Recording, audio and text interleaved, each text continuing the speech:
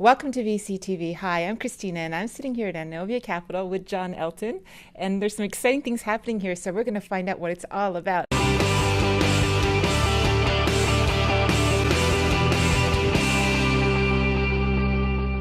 Hey, John, how's it going? Hey, Christina, how are you? Thanks for having me.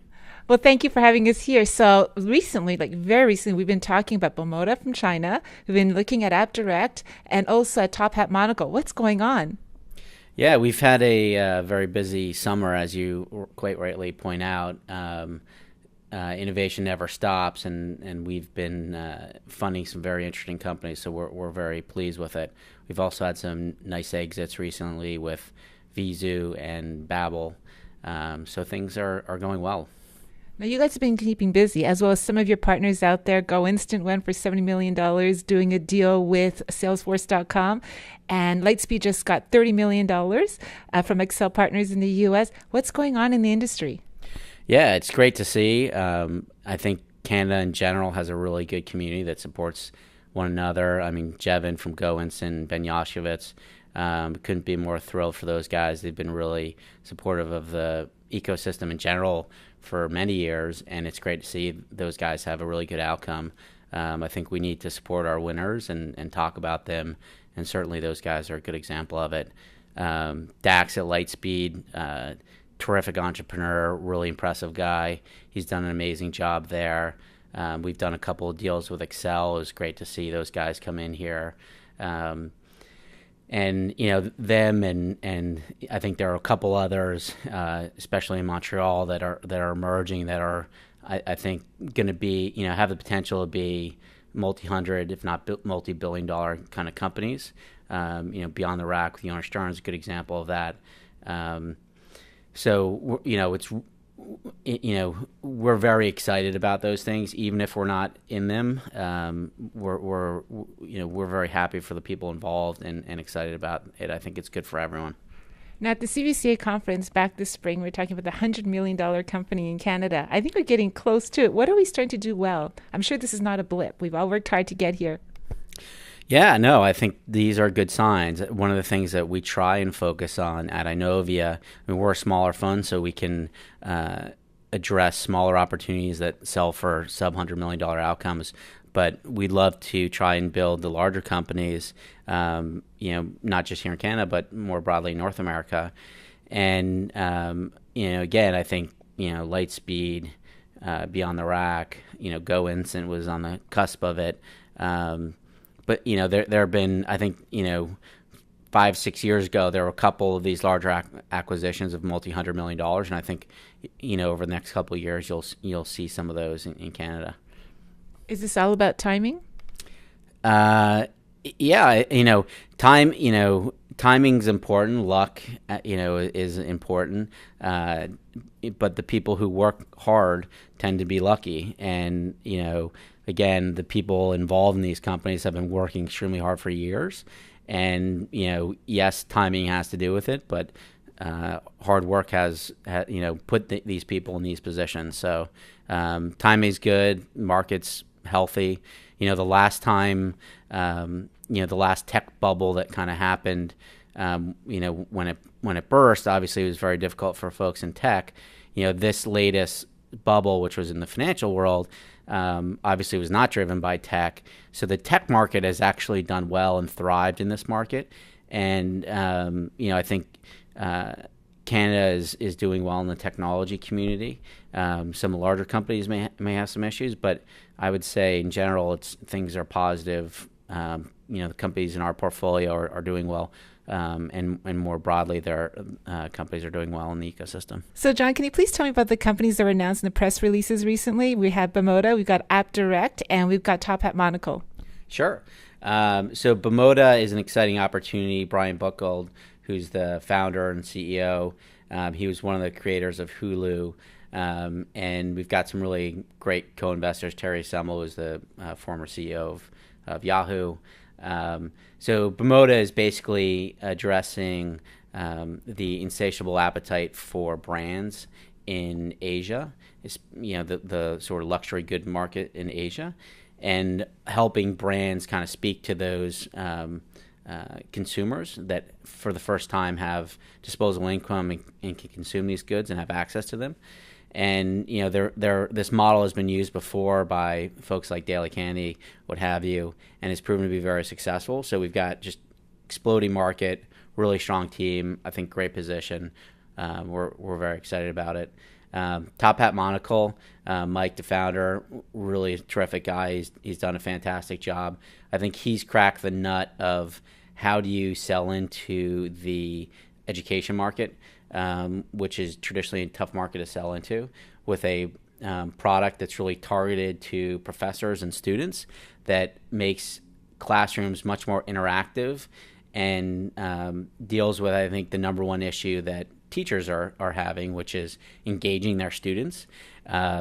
So instead of making technology, my dad's a professor. He throws chalk at kids who answer their phones or on it during class. And in this case, it's if you can't beat them, join them. So it's using smartphones and what have you as a feedback loop for classroom interaction, and beautifully done application. It's exploding in universities. I think professors are loving it. Students are loving it. It's making the classroom and education better. It's something that certainly I believe deeply in. So we're excited about that one. And the other one, AppDirect, is capitalizing on a trend that we see, which is the consumerization of enterprise software, and doing it through a cloud hosted environment. So, I think about, I talked to my brother when we were initially doing AppDirect. He has around 800 employees at his company. Whenever they onboard someone, they have to, get them on, 7 different applications. And if someone leaves, it's like, how do you decommission all those things? So AppDirect is a platform that allows businesses to provide applications to their customers and provide all the things that you need it from, passwords and accounting and billing. And they have enabled some very large customers to do so. And again, it's an opportunity that has really terrific founders and is against a big market. So we're excited about that one as well. John, now they all seem to be very smart ideas, but what do they have in common, all these founders? What makes you like them? We spoke about this. They're extremely hardworking in every case. And they have a insatiable drive against, I think, in each case, a real problem that they want to solve. And in each of those cases, they have real execution and data points against them. So for us, it's not just, one data point. We can kind of connect the dots and see that these guys have performed well. And we're very lucky to have those entrepreneurs have chosen us to partner up. Well, if we take care of things properly, it looks like we're brewing towards the perfect storm. But what can we do better? There's always room for improvement. Here at iNovia, we're constantly trying to figure out what we can do better help our companies make smarter investment choices. More broadly, I think the biggest issue, period, in any startup or startup ecosystem is people. And I think in terms of people, what is it? It's education. So you want to see more people pursuing engineering careers and more technical expertise. But one of the things that's positive with some of these outcomes is you get people that have built bigger companies and have experience building bigger companies come back into the ecosystem and add value to multiple companies. So, Ben Yoshevitz, who's at GoInstant, we had backed him at Standout Jobs. That wasn't a big success, but it was a good experience for him. And I think he probably used a lot of that at GoInstant. So there was a lot of leveraging from past experiences, good and challenging.